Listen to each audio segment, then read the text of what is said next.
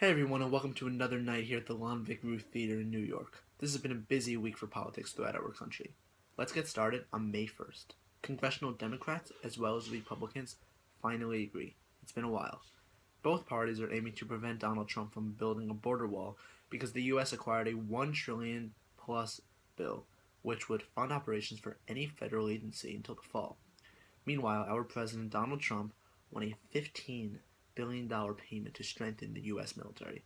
Trump's political plan is essentially to take the government's budget and cut domestic programs such as medical research and infrastructure, as well as international foreign aid to fund the Pentagon's motives, which are essentially helping the military. The House of Representatives said no to his plan. May 3rd. More drama with the FBI Director James Comey. For those of you that don't know, during the 2016 election, Comey investigated Hillary Clinton's emails on numerous occasions. Additionally, WikiLeaks hurt Hillary Clinton tremendously during this campaign. Now, Julian Assange, founder of WikiLeaks, is hiding out in England in Ecuador's embassy. Comey believes WikiLeaks is unethical and is not to be considered journalism.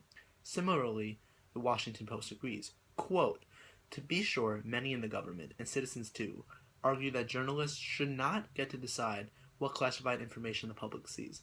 Publishing may harm national security. Classified information is secret for a reason." On Thursday, May 4th, the biggest news of this week, the new healthcare bill was passed by the House of Representatives. It is currently on its way to the Senate. This news should be more flexible for people, but now pre-existing conditions no longer have people automatically exempt from paying. Sunday, May 7th, France voted for a moderate new leader. A lot of France was in fear that they would vote for someone who was not nearly as moderate. France in fear that they would possibly be leaving the European Union. This concept is known as Brexit. It has been a very interesting week with our international news. A newspaper heading from Tuesday of this week discusses racial profiling in a very general sense. Racial profiling continually exists across the globe. It is essentially when one group or ethnicity is targeted and profiled because of their race. This is one of the biggest issues here in our country. Chain.org states racial profiling is an extremely important issue. Not only is it mean, unfair, and unconstitutional, it doesn't help law enforcement. By definition from the ACLU, racial profiling refers to the discriminatory practice by law enforcement officials of targeting individuals for suspicion of crime based on the individual's race, ethnicity, religion, and/or national origin. Although this occurs in America often, it has been reported an issue in Germany recently. Next up, Israel advances a bill which further emphasizes the concept that Israel is a Jewish state. Many critics are saying that this is discriminating the minority in Israel, which are Arabs. There have been missing baby owl chicks in Hong Kong. Whoever finds these chicks will be rewarded with $1,300. In Japan, there is now an island where women are not allowed, only men can enter. Seems a little bit unfair to me. They will be using this site as a United Nations educational, scientific, and cultural organization World Heritage Site. Last but not least, a statue of Ivan the Terrible was put up in Russia and somehow disappeared within 1 hour. This is fascinating. The British Broadcasting Corporation quoted, "The statue of the Tsar was lowered onto its plinth by the banks of the river in Alexandria for an inauguration ceremony initially scheduled for Saturday. It simply disappeared. They are still investigating today." I would now like to hand it over to other colleagues of mine to hear what else is going on in the world. Hello, this is Andrew Hockhauser, and I will be talking about this week's U.S. economy. On Wednesday, May 3rd, U.S. territory Puerto Rico officially filed for bankruptcy, in what amounts to the largest ever U.S. region bankruptcy ever. Puerto Rico owed $73 billion in debt. To put that in perspective, the city of Detroit owed $9 billion when it entered what was previously the largest municipal bankruptcy in 2013. The move to file for bankruptcy is not expected to immediately change day-to-day life in Puerto Rico, which already has an unemployment rate above 12%, which is more than twice the national average. Last year, President Trump said, quote, "I'm going to get Apple to start making their computers and their iPhones on our land, not in China." On Thursday, May 4th, Apple announced their plan to dedicate resources to American job creation with a $1 billion fund to invest in advanced manufacturing in the United States. Apple said it would announce the first investment from its new fund later this month. Apple joined a growing list of companies that, under President Trump, have said that they will add, promote, or keep manufacturing jobs in the United States. For the roughly two-thirds of Americans who don't have a four-year college degree, manufacturing is one of the few jobs that can deliver a middle-class income. Apple has grown from just 5,000 employees in the United States in 1998 to 80,000 employees today. On Friday, May 5th, the Labor Department released last month's job report announcing the addition of 211,000 jobs in April. The unemployment rate is now 4.4%, which is its lowest level since May of 2007. U.S. stocks rose after Friday's jobs report. The Dow gained 55.47 points, or 0.26%. The S&P and Nasdaq both rose 0.4% to record closes. The economy has added an average of 185,000 jobs a month in 2017, roughly matching 2016's pace of job creation. In the May 6th issue of the New York Post, opinion writer Jennifer Wright wrote an article entitled 13 Reasons Why Tells Teens They're Better Off Dead. Wright talks about how the main character, Hannah Baker, a troubled teen who kills herself, leaves behind 13 tapes, each dedicated to a person who wronged her. Wright acknowledges that the character, Hannah, had many terrible problems in real life, but in death, she was glorified. Oftentimes, the people who wronged those who committed suicide are finally exposed as the monsters they are. Sometimes they are brought to justice, and sometimes, like in 13 Reasons Why, everyone throws rocks through the bully's window. Wright feels that in death, Hannah stays forever young, beautiful and beloved. She is heard and avenged. But for this to happen, all she had to do was stop breathing. One of her main objections to this series is that showing suicide on screen, as 13 Reasons Why does, is often considered dangerous by suicide prevention groups. This is particularly true because the show doesn't present the numerous options, from therapy to medication, available to those who are suffering from depression and suicidal thoughts.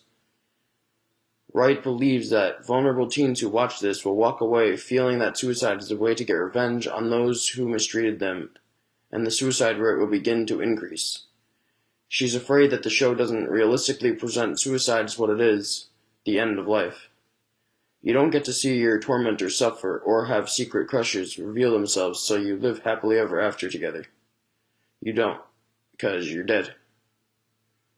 I don't agree with Jennifer Wright's opinion that 13 Reasons Why tells teens they're better off dead. I personally watched the series, and it made me think about interactions I've had with people. I questioned whether I was unwillingly bullying anybody.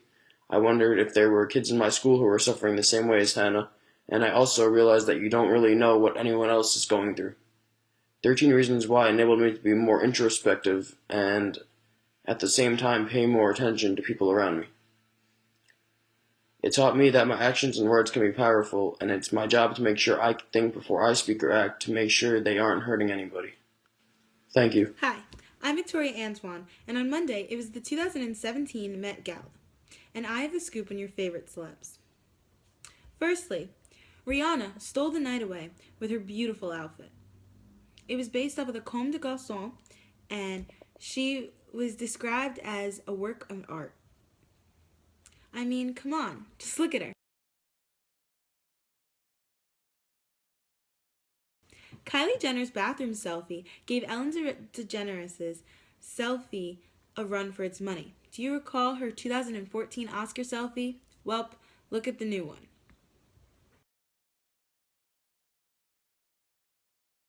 Serena Williams offers some athlete pride, showing off her new baby bump as she takes a break from her career and gets ready to settle down and start a family. Previously, Jaden Smith posted a picture with Will of him cutting off his beloved dreadlocks. Why is this relevant, you may ask? because he showed up to the Met Gala with an accessory like no other. It was his locks. Don't believe me? Just look.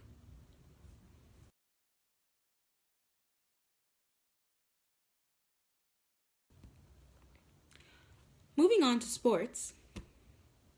The Warriors are on an unbeatable roll.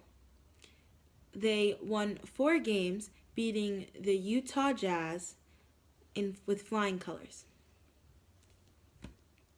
This was also quite a week for the Cleveland Cavaliers and LeBron James. They crushed the Raptors 4 times, 116-105 on Monday, 125-103 on Wednesday, 115-94 on Friday, and 109-102 on Sunday. Despite his success, LeBron got a lot of negative backlash on Twitter. He was seen as very disrespectful because he decided to take a sip of beer mid-game. He even decided to spin the ball around right in front of the other player's face before he took a free shot.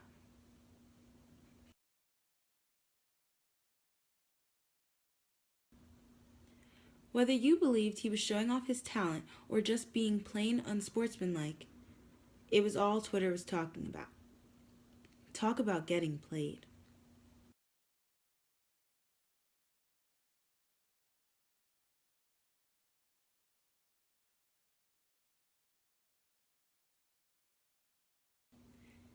On the topic of Twitter, yes, it's AP week, so yes, that means memes. On Wednesday, AP Lit took the new hashtag, and then AP Bio, and then AP Calc, and the memes kept on rolling. On Thursday, the hashtag May the 4th be with you was trending all day long because it was National Star Wars Day. On to what you really want to talk about. Sunday night, the MTV Movie Awards. This is the first year ever that there's a gender-neutral category. They took away actor and actress, and now it is one category. Everything based off performance, no longer by gender. Some exciting news to announce is that Moonlight won Best Kiss with 2 black males, Ashton Sanders and Jarrell Jerome.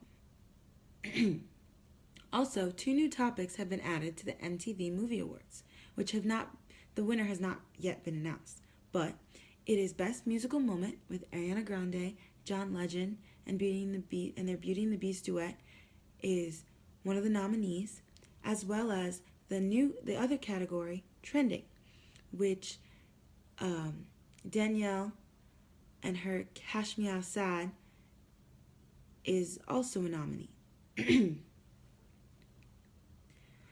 Fast and Furious also won the Generation Award, which it's the first time that a franchise and not an individual person has won an award. That award. And that's all for today. Thank you.